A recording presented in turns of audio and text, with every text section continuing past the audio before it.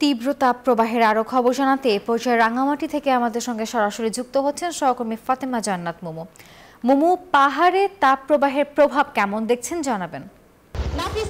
পাহাড়ে অনেক তাপপ্রবাহ, আজকে 38 ডিগ্রি সেলসিয়াস চলছে। আবহাওয়া অফিস বলছে বাতাসে কার্বন মনোক্সাইডের পরিমাণ বেড়ে যাওয়ার কারণে তীব্র তাপদাহ অনুভব করছে পাহাড়ের মানুষ। গত 1 মাস ধরে কিন্তু রাঙামাটিতে প্রচণ্ড তাপপ্রবাহ আছে এবং জনজীবন অতিষ্ঠ হয়ে গেছে। সবচেয়ে বেশি ক্ষতিগ্রস্ত হচ্ছে নিম্ন এবং মধ্য আয়ের মানুষগুলো।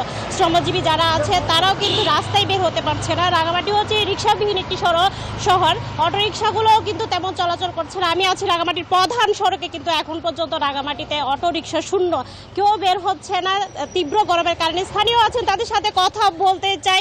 কেমন তাপপ্রবাহ অনুভব করছে রাঙামাটিতে? প্রচণ্ড তাপপ্রবাহ অনুভব করতেছি। আসলে দীর্ঘদিন ধরে এই অবস্থা বিরাজমান। প্রচণ্ড গরম, মানে দোকানপাট ঘর থেকে বের হয়ে যাচ্ছে না অলরেডি, এমন অবস্থা। ডমেক্স টয়লেট রাখে ফ্রেশ 100 ফ্ল্যাশ পর্যন্ত, তাই ব্যবহার করুন ডমেক্স ফ্রেশ গার্ড। অসংখ্য ধন্যবাদ। শুধু গরম নয়, রাঙামাটিতে কিন্তু কাপ্তাই হ্রদের পানিও কমে গেছে, যার কারণে হচ্ছে মানুষ একদম হাঁসফাঁস অবস্থা বিরাজ করছে রাঙামাটিতে। একদিকে পানি সংকট ও অন্যদিকে লোডশেডিং, তার উপর হচ্ছে তীব্র গরম। এই গরমের কারণে পাহাড়ের যারা আছে তারা কিন্তু জুম চাষও করতে পারছে না, অনেকটা স্থবির হাট বাজার। তো রাঙামাটি থেকে এই ছিল আমার কাছে সর্বশেষ তথ্য। স্টুডিওতে নাফিসা। মুমু, আপনাকে ধন্যবাদ।